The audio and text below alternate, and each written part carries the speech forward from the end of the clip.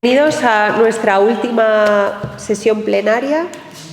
Estamos encantados de estar aquí en la Facultad de Filología, en este aula tan magnífico, y contar con la presencia de una compañera a la que admiramos y queremos tanto. De hecho, la queremos tanto que nos dimos de tortas para presentarla y al final venimos dos. Entonces yo voy a introducir la sesión y Alejandro, también exalumno como lo soy yo, pues va a presentar a nuestra última plenaria del simposio, que es Viorica Patea. Simplemente antes de empezar les recuerdo que esta es la última sesión, luego clausuraremos este simposio de 2 días y que la siguiente sesión tendrá lugar a las 7:30 en la librería Letras Corsarias. Y sin más, pues doy paso a Alejandro para que presente a nuestra extraordinaria plenaria. Gracias, Miriam. Viorica Patea es catedrática de Universidad de Literatura Inglesa y Norteamericana en la Universidad de Salamanca, donde imparte cursos de literatura inglesa y norteamericana. Ha publicado varios estudios sobre Emily Dickinson, Emerson, Walt Whitman, Hawthorne, T.S. Eliot, Ezra Pound, Sylvia Plath y George Orwell. Sus libros incluyen Entre el mito y la realidad, Aproximación a la obra poética de Sylvia Plath y T.S. Eliot, La tierra baldía. Igualmente ha editado varios volúmenes de ensayos acerca del romanticismo norteamericano, Critical Essays on the Myth of the American Adam, y de la poesía vanguardista Modernism Revisited, Transgressing Boundaries and Strategies of Renewal in American Poetry, así como una edición crítica sobre el relato corto Short Story Theories, a 21st Century Perspective, galardonado con el premio de investigación Javier Coy. Con John Gary ha editado la antología poética bilingüe español-inglés Sung Up Our Spain, Poems in Tribute to Ezra Pound, y la colección de ensayos sobre Ezra Pound and the Spanish World. Junto con Fernando Sánchez Miret ha traducido y dirigido la edición crítica de El diario de la felicidad de Nikolai Steinhardt y 2 volúmenes de prosa fantástica de Ana Blandiana, Proyectos de pasado y Las 4 estaciones. En colaboración con Paul Scott Derrick ha traducido los poemas de Ana Blandiana al inglés My Native Land A4 y Son of the Hereafter and the Reflex of the Senses, 5 books, y con Natalia Carvajos al español El sol del más allá y El refugio de los sentidos al español, octubre, noviembre, diciembre, Un ángel manchado de hollín, Variaciones sobre un tema dado, Primera persona plural y El talón vulnerable, El sueño dentro del sueño, y con Antonio Colinas al español Mi patria. Con este último ha traducido la poesía de Patricia de Ratchesfield, Mi Taisan A4 al español, y con Daniela Oancea al rumano Taisan Ul Meu. A título personal me gustaría decir que Viorica Patea es una docente increíble, con una pasión y entrega absoluta por absolutamente todo lo que hace, de quien he aprendido muchísimo y de quien sigo aprendiendo día a día, así que es para mí un honor y un placer presentaros hoy a Viorica con su ponencia titulada Una aureola poética, de Antígona a Juana de Arco. Muchas gracias por esa presentación tan efusiva y tan emotiva. Bien, yo vengo aquí a hablaros de otra parte del mundo que no se conoce muy bien. Y os voy a hablar de una poetisa, prosista y novelista, Ana Blandiana, que es rumana, que nació en 1942 y que realmente es mi pasión. Para encasillar su obra es muy difícil porque, como todos los grandes escritores, se salen de una categoría. Pero yo voy a analizar aquí 4 poemas que le acarrearon una prohibición de escribir, y me gustaría hablar de la literatura de testimonio. Y cuando hablo de la literatura de testimonio, antes de hablar de Ana Blandiana, debería de hablar de otra Ana, Ana Akhmatova. Ana Akhmatova escribió un poemario que se llama titulado Requiem.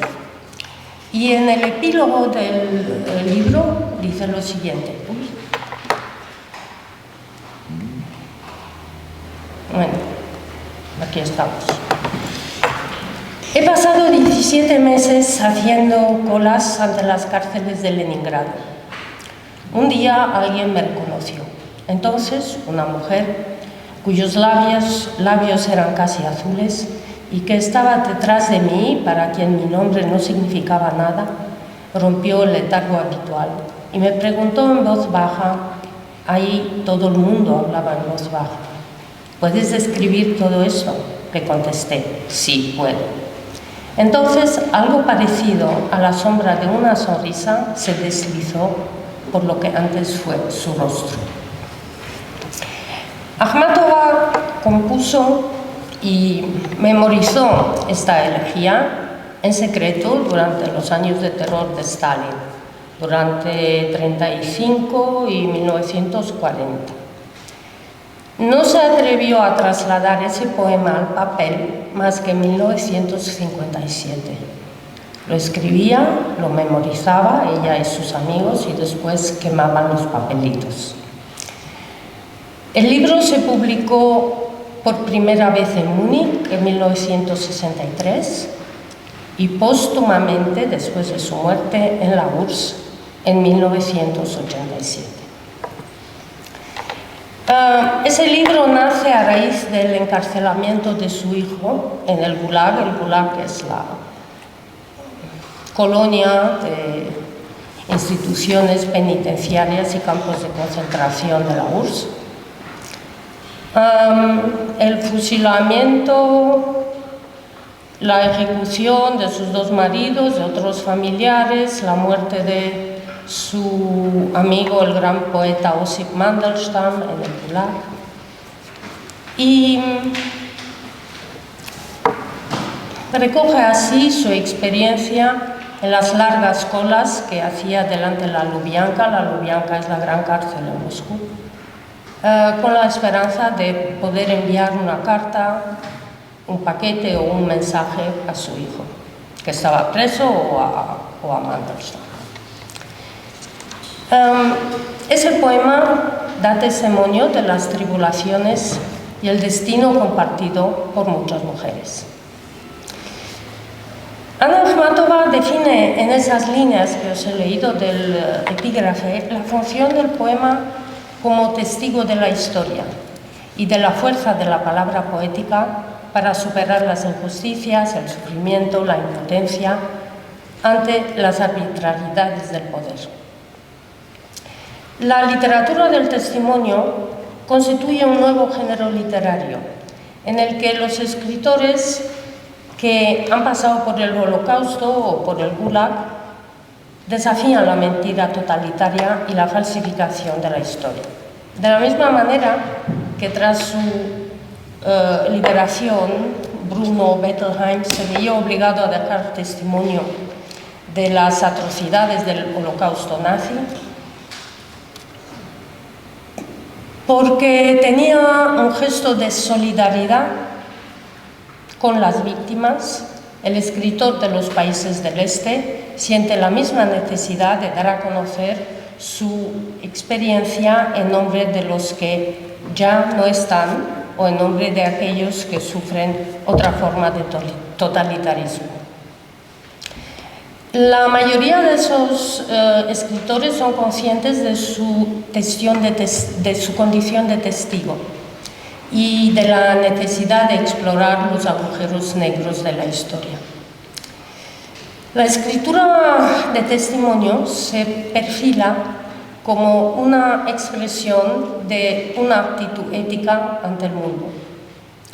Ante la represión y la obstinación del crimen, esos escritores responden, en palabras de Albert Camus, con la obstinación del testimonio. Y cumplen así un deber moral. La literatura de testimonio también responde a una necesidad de catarsis de su autor y de su sentido de ética y solidaridad con otros. Son conscientes de su vocación testamentaria.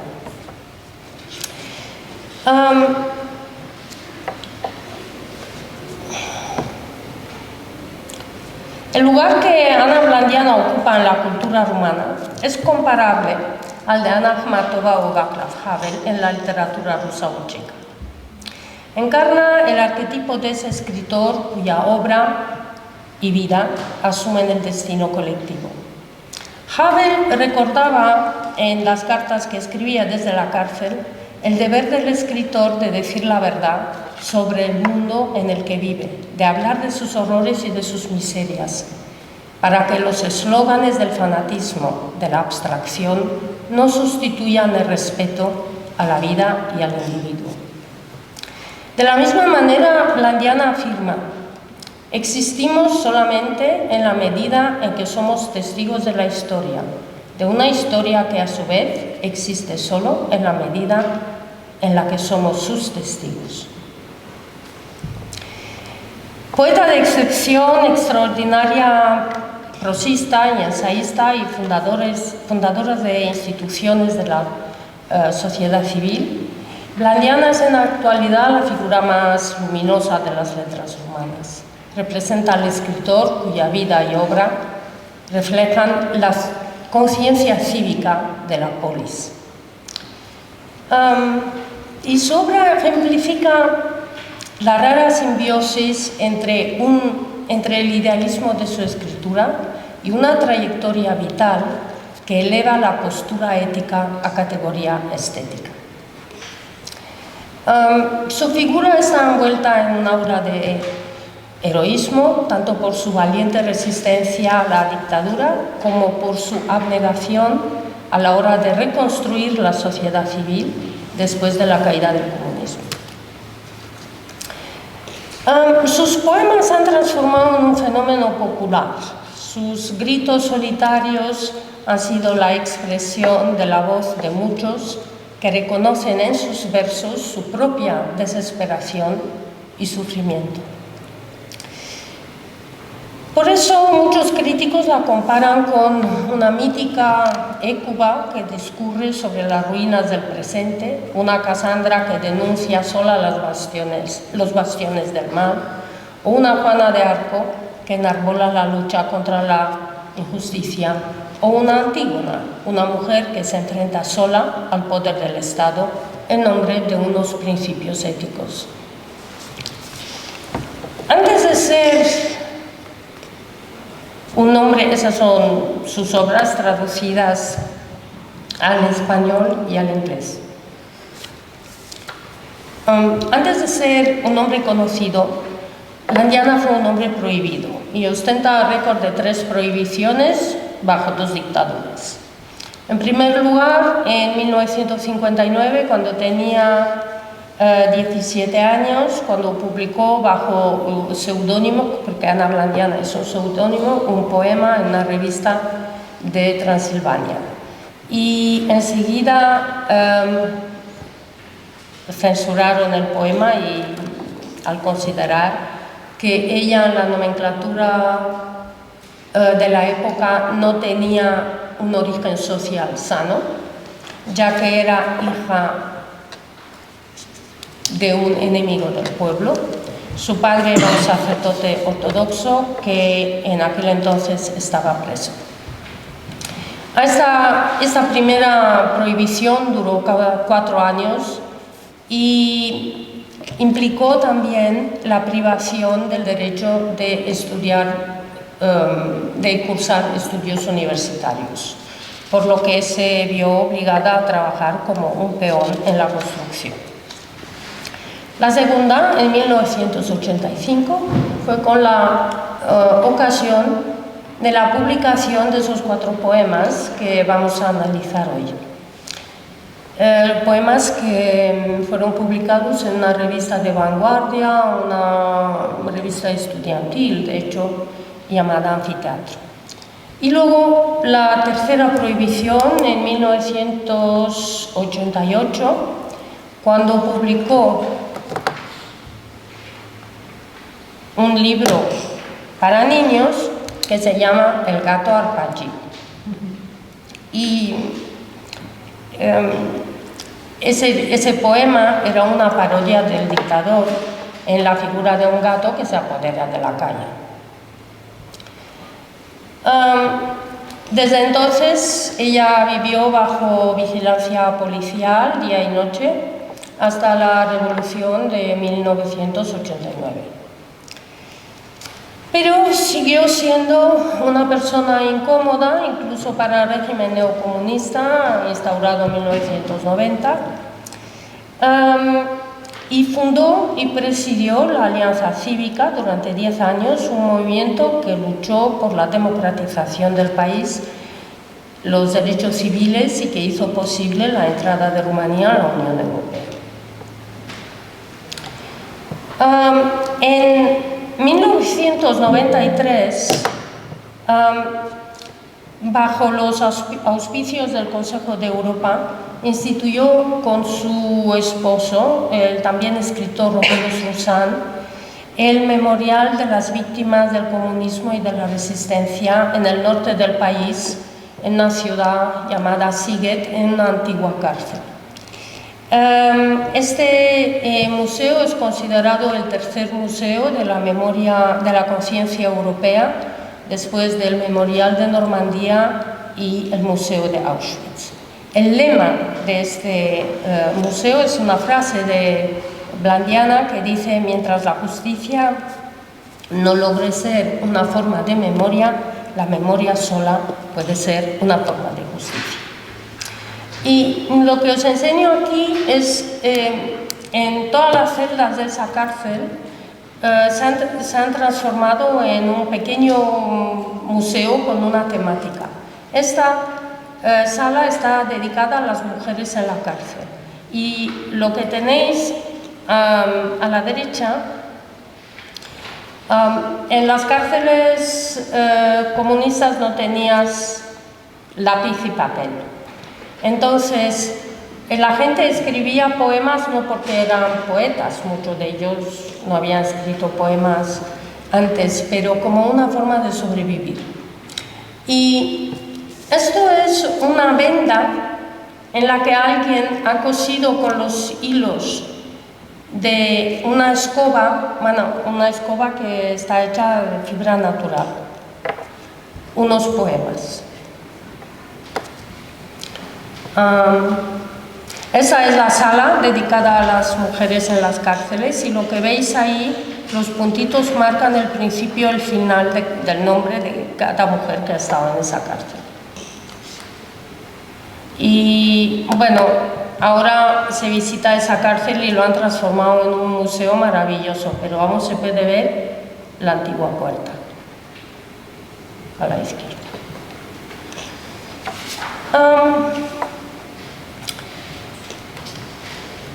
Sí, esta es otra. Bien, yo quiero hablar hoy de esos 4 poemas. Todo, yo creo, de limitaciones y la cruzada de los niños, que fueron publicados en diciembre de 1984 en esa revista Anfiteatro, y que ocupan un lugar aparte en la obra de Blandiana y también en la historia de la poesía moderna. Esos poemas abren un capítulo aparte, que es la literatura del samizdat. Samizdat es un término ruso para la literatura underground, aquello que no se podía publicar, se escribía a mano, se copiaba a mano y se difundía entre la gente. Esos poemas constituyen una radiografía y denuncia de la dictadura de Ceausescu y da voz a la rebelión latente y silenciada de toda una nación.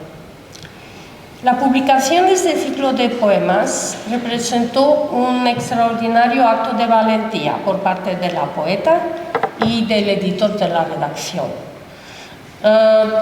Pasó la censura por un milagro, a lo mejor porque se publicó en diciembre de 1984, es decir, el periodo vacacional, cuando la censura estaba menos vigilante.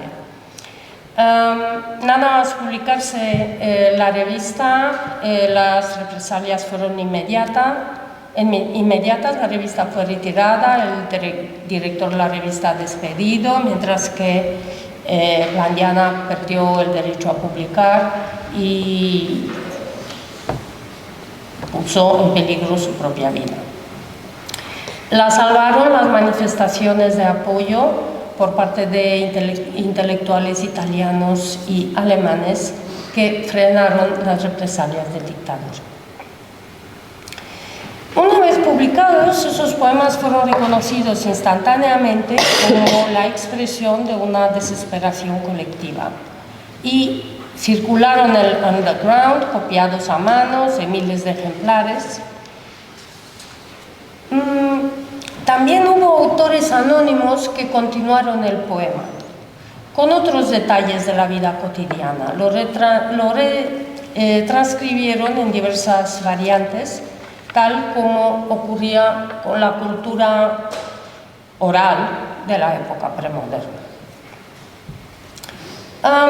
El escándalo provocado por la publicación de sus 4 poemas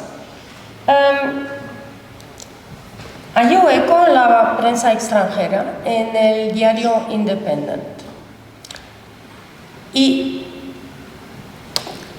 intentaron, el que es el seudónimo, el que firma ese artículo, Kevin Jones, tuvo que desglosar verso a verso para que el lector inglés pudiera entender por qué la enumeración de esas palabras en apariencia banales, inofensivas, podía constituir un mensaje tan subversivo en la época de Ceausescu.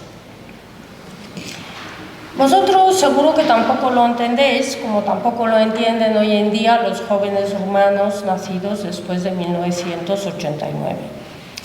Todo está cargado de un contexto histórico, socioeconómico, y para entenderlo bien, voy a leer el poema antes, pero para entenderlo bien os voy a enseñar unas imágenes. Hojas, palabras, lágrimas, cajas de cerillas, gatos. A veces los tranvías, las colas para comprar harina, gorgojos, botellas vacías, discursos.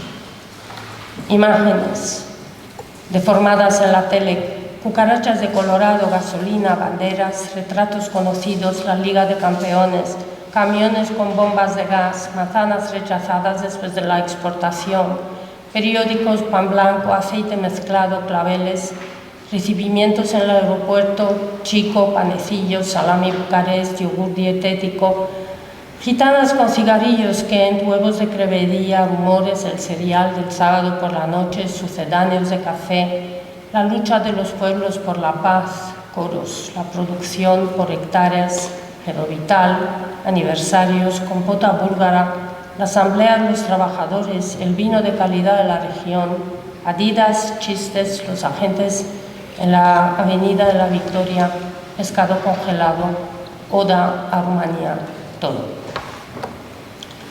Y así era el transporte.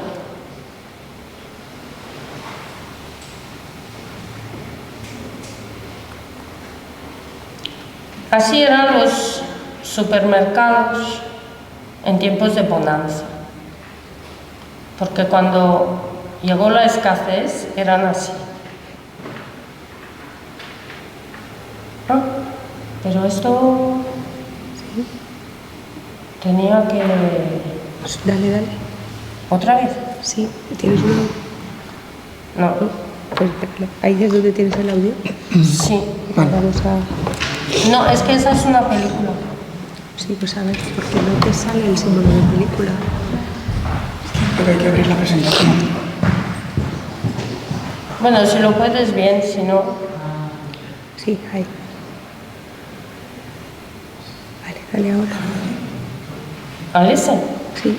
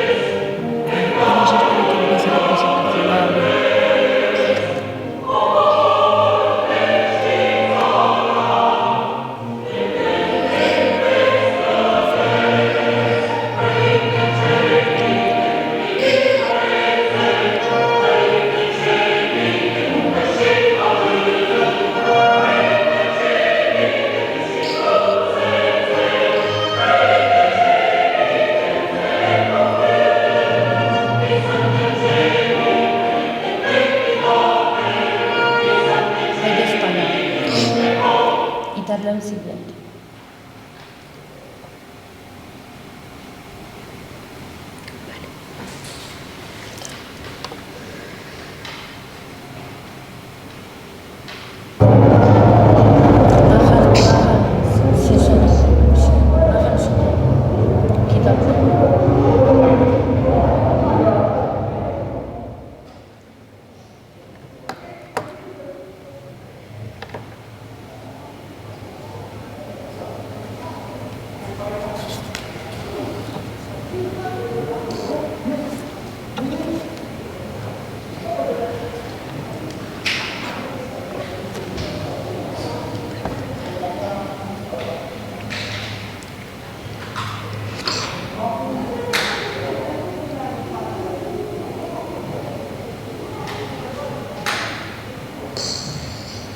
Alejandra, vete al siguiente.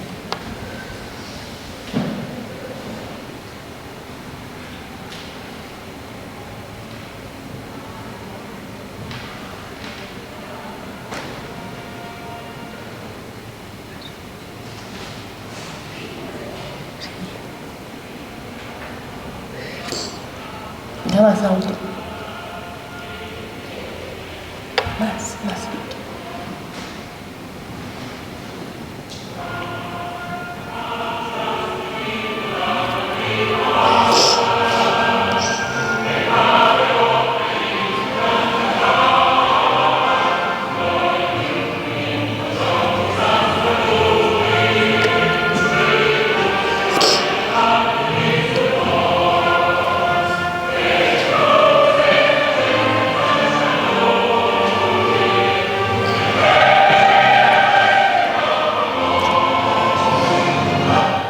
Y el siguiente.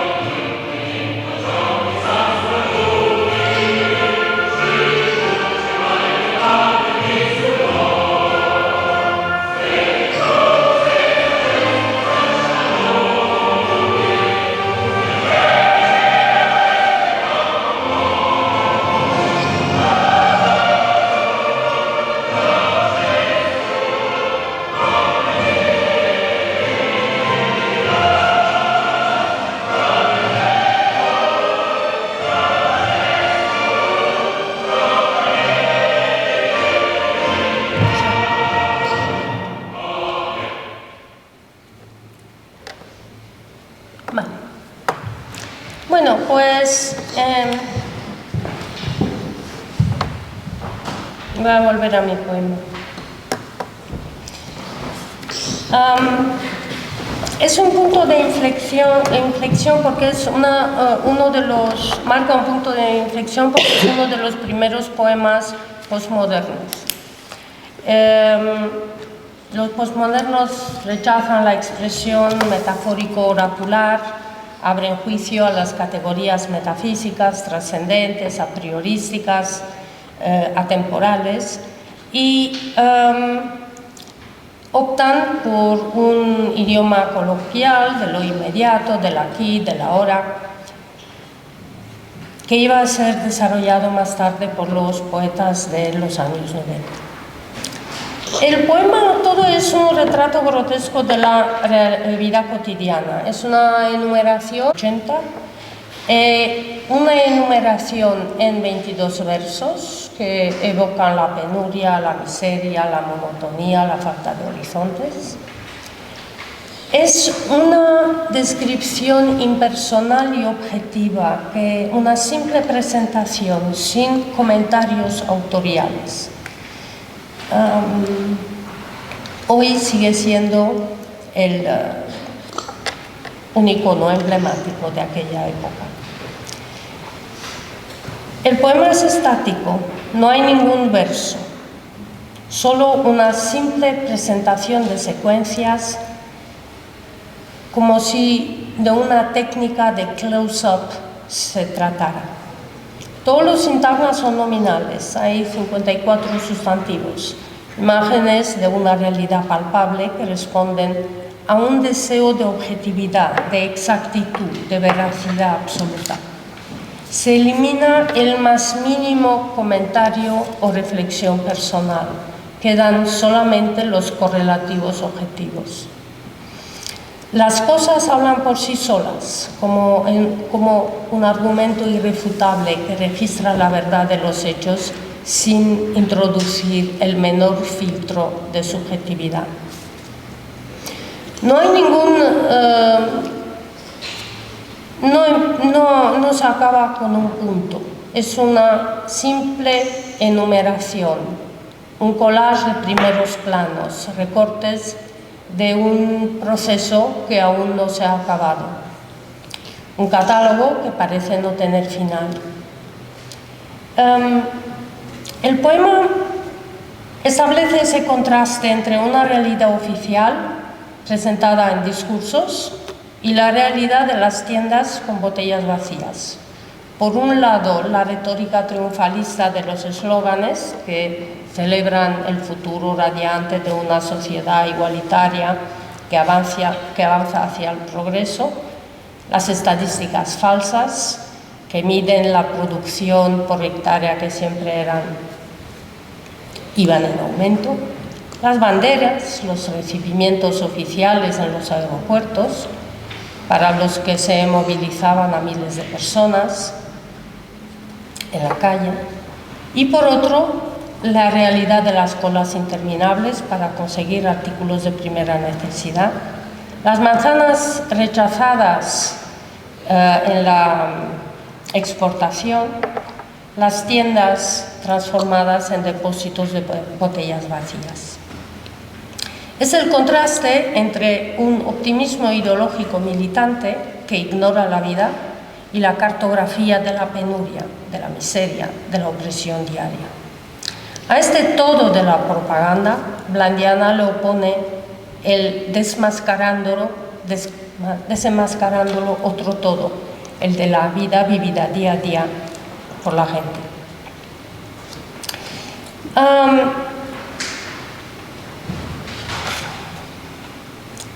El poema se desarrolla sobre dos planos, primero la realidad y la ideología. Y erige otros contrastes entre elementos que tipifican la abundancia y elementos que tipifican la penuria. Lo que hay y lo que no hay. Solamente el lector familiarizado con el contexto histórico sabe lo que no se encontraba: los huevos de crevería, el pan, la gasolina, las bombonas de gas. Y sabe también lo que sí se encontraba y que formaba el decorado gris de todos los días. Chico, la versión nacional de una Coca-Cola que era imbebible. El pescado oceánico, que era pescado congelado.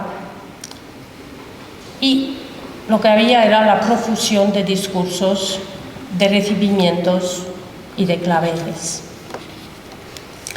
La ironía es que los elementos que abundan en esa enumeración, a excepción de los relacionados con la propaganda ideológica, son aquellos que codifican la penuria. Lo que proliferan son las estadísticas oficiales, los eslóganes vacíos, los retratos que indican el culto desbordado de la personalidad de un líder que se arroga poderes de divinidades antiguas, ahora una divinidad profana, los aniversarios gubernamentales, los agentes de represión, los chicos en la calle de la Victoria.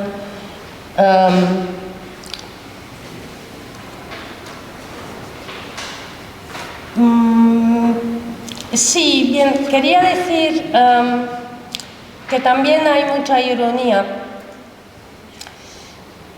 Gerovital es un producto de rejuvenecimiento inventado por la doctora Aslan, y había una clínica de rejuvenecimiento a la que iban todos los mandatarios de los países comunistas, también Santiago Carillo. Claro, el Gerovital introduce la idea de rejuvenecimiento y regeneración, mientras que todo el paisaje del poema es de degeneración. Luego, la asamblea de la clase trabajadora eran simples masas sin poder decisorio ninguno que formaba parte del decorado y que solamente podían aplaudir.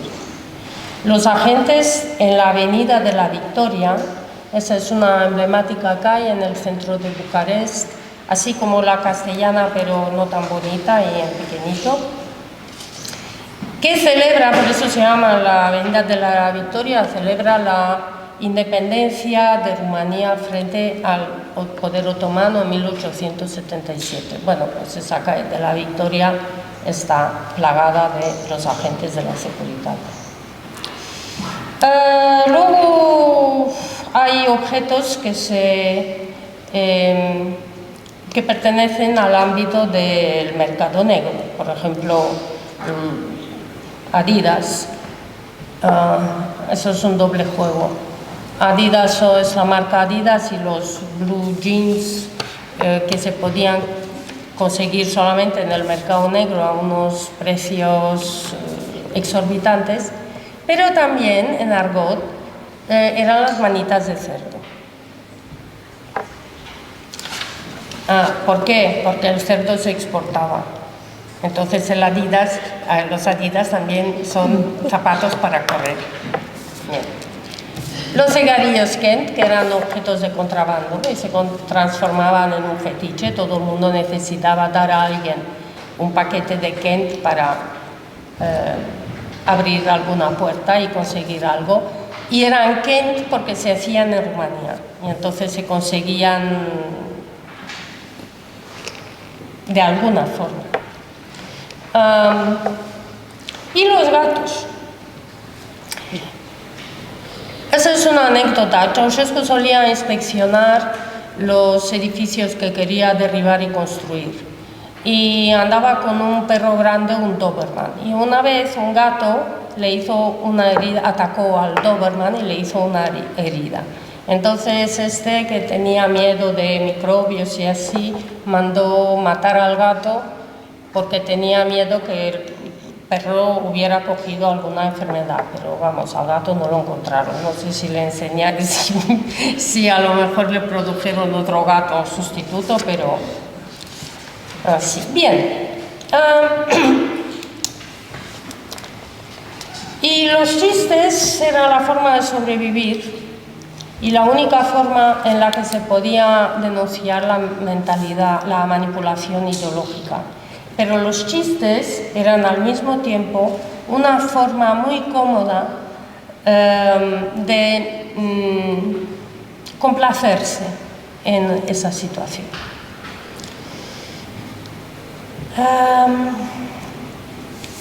Bien. Todo es también la crónica de un tiempo robado, de una duración bajo el signo de la penuria, de la miseria, de la preocupación por satisfacer las necesidades básicas de la existencia. Se trata de una opresión cotidiana de cada instante, que le niega al individuo su condición de individuo, de ser pensante, y lo reduce a la materialidad. Al final de Macbeth, cuando Macbeth muere, Macduff dice: "Time is free".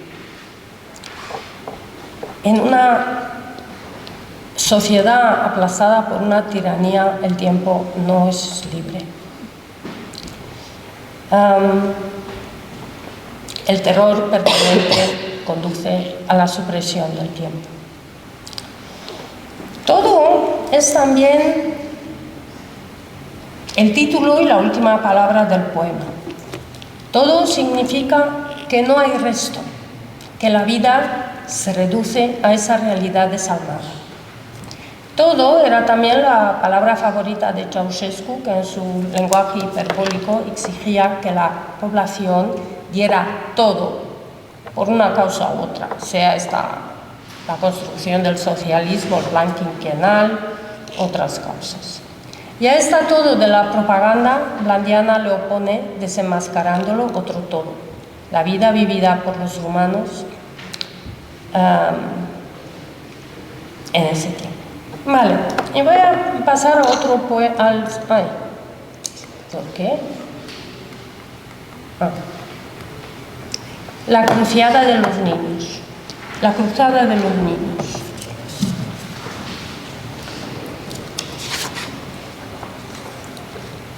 Un pueblo entero que aún no ha nacido, pero condenado a nacer, feto junto a feto, un pueblo entero que no oye, que no ve, no entiende, pero que avanza, a través de los cuerpos atormentados de las mujeres, a través de la sangre de las madres, a las que nadie consulta. Este poema se refiere a la política pro-natalista de Ceausescu, que prohibía cualquier método anticonceptivo o interrupción de embarazo bajo pena de cárcel. Con el decreto 770 de 1967 se obligaba a las mujeres el deber patriótico de tener 4 hijos. En 1986 los 4 hijos se ampliaron a 5 y la negativa de hacerlo se castigaba con pena de cárcel. El deber patriótico era para engrosar las filas del ejército.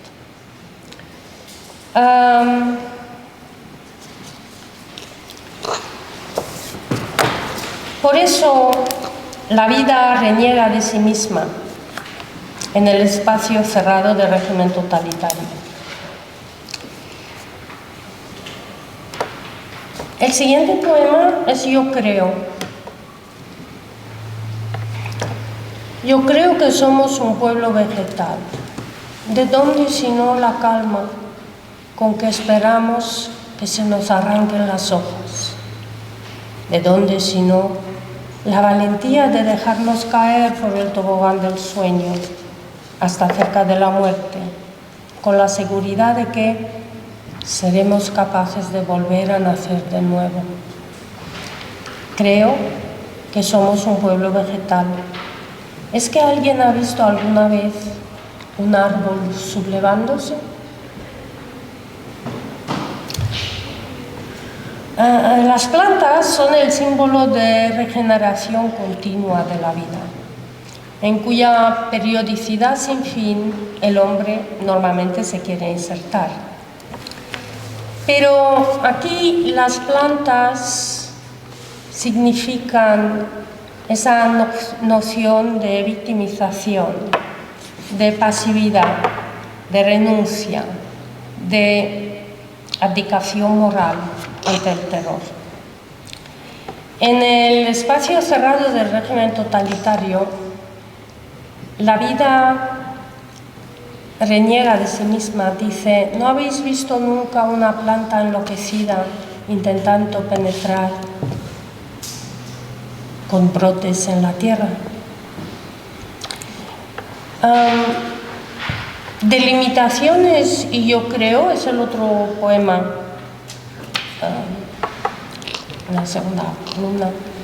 Proyecta el destino del yo en esa condición vegetal y ofrecen una reflexión sobre la identidad nacional y acerca también de la forma de resistencia ante la fatalidad de la historia. El topo y de lo vegetal y del sueño son símbolos de un estigma histórico y emblemas de una nación aplastada por la historia. Las plantas, metáforas de un yo que ha asumido el papel de víctima,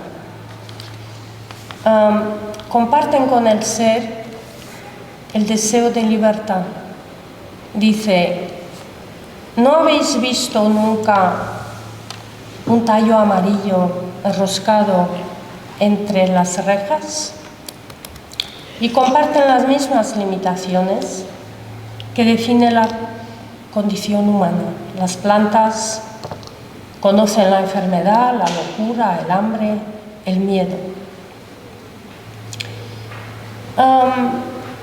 Hay también una alusión directa a la falta de libertad, porque en los países comunistas no podía salir del país, porque dice, por eso el último verso es: lo único de lo que estamos a salvo o que se nos prohíbe es la huida. Las plantas, y por su identificación con ellas el pueblo vegetal, no tienen ninguna posibilidad de rebelarse en contra de su destino. Ante la fatalidad no reaccionan, solo padecen. Plantas e individuos padecen las transformaciones del tiempo, responden con pasividad a los experimentos que la historia les inflige y esperan con resignación que se les arranquen las hojas. Con la afirmación de que yo creo que somos un pueblo vegetal, Blandiana revisa los principios que están en la base de la identidad humana y reflexiona acerca de la supervivencia ante el terror de la historia. Porque este es el trauma nacional. Este es el mapa de Rumanía, un país pequeño que sobrevivió en 3 provincias, algunas de ellas Transilvania, la de azul, ocupada durante siglos, a veces medio milenio, por poderes extranjeros, el Imperio Austrohúngaro. Y las otras estaban bajo el poder otomano, Valaquia, en el sentido de que la puerta otomana designaba al príncipe de esta región. Y cuando Constantin Brâncoveanu en el siglo XVIII quiso tener una moneda propia, fue llevado a Estambul y descuartizado. Los principados Moldova y Valaquia se unieron en 1859 y la independencia, esos principados la consiguieron en 1877. Ahora, el país unificado vivió así en tiempos de los dacios. Esa región fue conquistada por Trajano en 106 y luego en 1600 por Miguel el Valiente logró unificar esas 3 regiones por menos de un año. El país se unificó al final de la Primera Guerra Mundial en 1918 y en 1939, en virtud del pacto Stalin-Hitler, perdió la mitad de la región de Moldova. Ahora, con la metáfora del pueblo vegetal, Blandiana cuestiona distintos aforismos de la sabiduría popular. Hay varios proverbios que dicen: la espada no corta la cabeza que se dobla ante ella, y el agua pasa, pero las piedras se quedan. Es decir, son proverbios que proponen un comportamiento ante las adversidades de la historia y ven la forma de sobrevivir mediante el sometimiento. El pueblo vegetal sobrevive a las tragedias de la historia gracias a su poder de contemporizar con el poder del momento, de subsistir solo a nivel biológico, renunciando a la libertad y a la dimensión espiritual de la existencia. Y no. ¿Cuándo vamos a acabar? Vale. Para Blandiana, subsistir, resistir, tiene un doble significado. En primer lugar, significa sobrevivir, es decir, seguir siendo tú mismo y no desaparecer. Y en segundo lugar, significa oponerte al destino antes de arriesgarte a morir para ser tú mismo. La existencia concebida como una simple supervivencia se hace a expensas de valores espirituales y de la libertad. Y Blandiana en esos poemas lanza una llamada para el despertar del pueblo vegetal, que permanece pasivo e impotente ante la tragedia que le ha tocado vivir.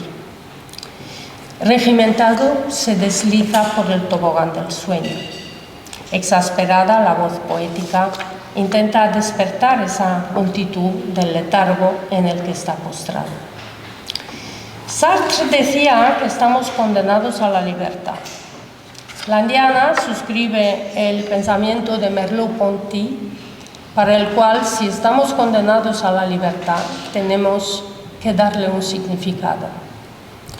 Para ella, para Blandiana, estamos irremisiblemente condenados a la conciencia. Y dice, la solidaridad es el superlativo de la libertad. Es decir, la verdadera transfiguración está en el despertar de la conciencia que obliga al yo a asumir la dimensión espiritual de su identidad. Tenía preparados 2 poemas más, pero creo que no tenemos tiempo. Sí. Mira, voy a leer el último, que se llama Balada.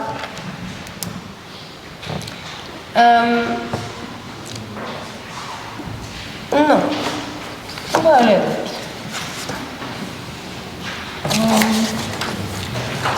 Retomo este motivo del pueblo vegetal en un poema que se llama Presentimiento, que pertenece a un volumen que se llama Estrella Predadora, y dice: es libre la flor, sometida al cálculo preciso de la fecha en que se abrirá y la fecha en que se marchitará, el perfume que debe despedir y el color que la revestirá.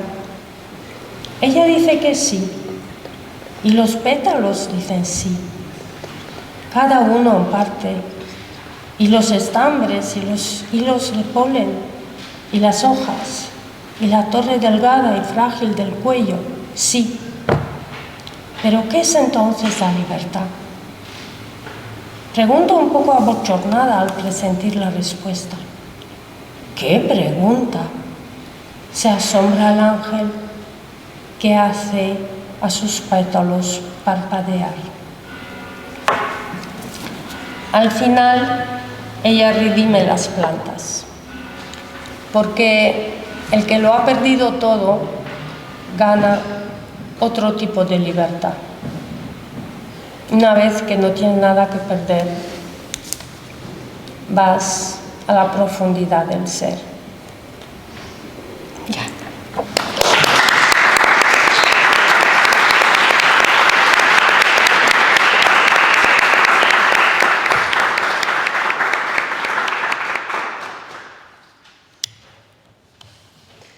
Muchas gracias, Viorica.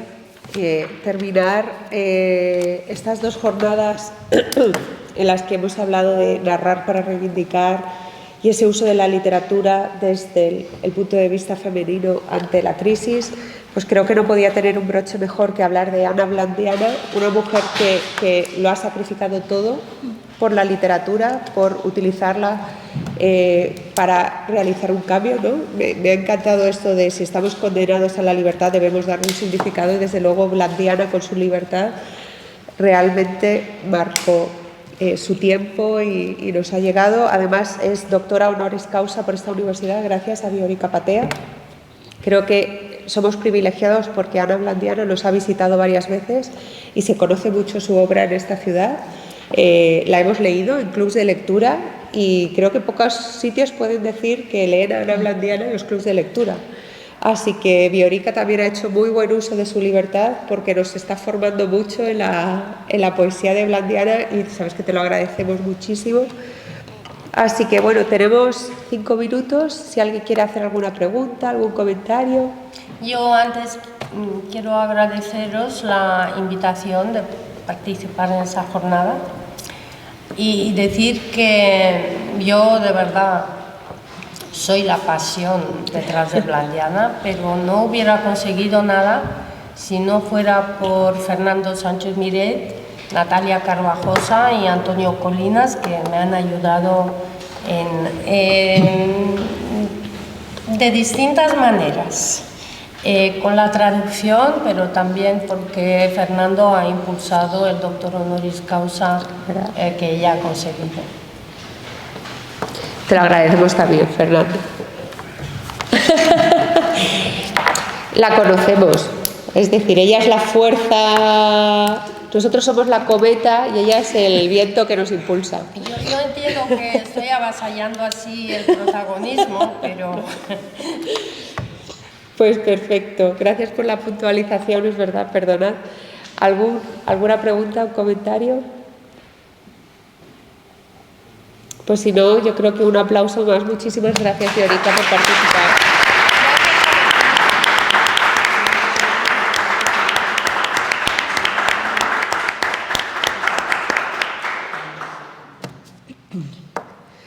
Pues solo nos queda concluir, vamos a hacer una pequeña clausura. Voy a pedir a la secretaria del simposio, a Paula Barba, que suba aquí.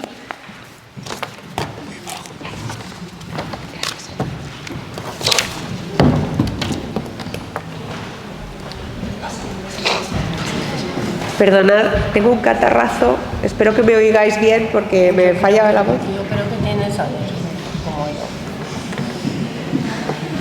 Pues vamos a hacerlo muy breve porque la verdad han sido 2 días muy intensos. A mí se me han pasado volando, hemos aprendido mucho, hemos tenido muy buen ambiente. Comentábamos esta mañana con Marta Sanz que a veces nos preguntan por qué es necesario seguir haciendo este tipo de eventos, este simposio, y nos hemos respondido en todas las charlas porque hemos visto que ha habido muchas crisis, sigue habiendo muchas crisis y la literatura sigue siendo el altavoz desde el cual advertirnos del futuro, entender el pasado y quizás tener la esperanza de que podamos mejorar el presente en el que vivimos. Quiero agradecer a todas las ponentes que han venido de Málaga, Valencia, Extremadura, Canarias, que habéis venido de muy lejos, os agradecemos mucho estar aquí. También a nuestras magníficas plenarias. Creo que nunca he ido a un congreso o simposio donde hayamos tenido 5 plenarias y 5 plenarias de esta calidad. Quiero agradecer a Rosario Arias y a Viorica Patea porque hablábamos del futuro de la filología inglesa, pero es que si somos árboles es porque tenemos unas raíces muy sólidas y muy profundas y es un gustazo, es un privilegio trabajar con mujeres que nos han abierto el camino, que nos animan, que nos apoyan, no por la edad, no os estoy llamando viejas, pero porque son hermanas académicas, pero que realmente han hollado ese camino para que nosotras podamos ahora transitar. Así que muchas gracias también por estar en este simposio, porque eso de narrar para reivindicar desde el punto de vista de las mujeres también lo representáis vosotras en el mundo académico. Hemos tenido 3 plenarias, 3 escritoras, una británica, Rosie Garland, canadiense, Caterina Vermette y española, Marta Sanz. Quiero destacar, lo hemos estado comentando, que las 3 han presentado aquí en Salamanca trabajo inédito. La novela de Rosie Garland se publicó el martes y el jueves fue la presentación mundial aquí en Salamanca, y Caterina y Marta, esa poesía y esa prosa en boca de Caterina y de Marta en Salamanca, y reivindicar que somos un centro académico y un centro literario y que también pongamos en valor el peso de las humanidades en esta santa casa. Tengo mi momento reivindicativo, como esto queda grabado, pues queda allí para rectores presentes, pasados, futuros, y que quede allí. Y por último, muchísimas gracias al público asistente que ha estado con nosotros estos 2 días, y debo dar unas gracias especiales al comité organizador.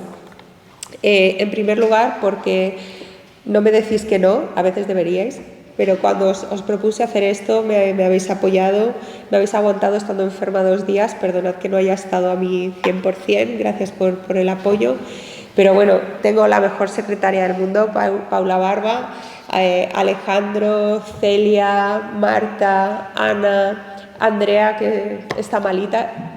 No sé, nos hemos debido compartir el virus y creo que este fin de semana estaremos todos en la cama. Pero muchísimas gracias al equipo por el trabajo, porque no podemos hacer nada solas. Y creo que eso también ha quedado claro en todas las charlas, que realmente solo avanzamos en comunidad. Así que muchísimas gracias al comité y hasta la próxima. Y ya está.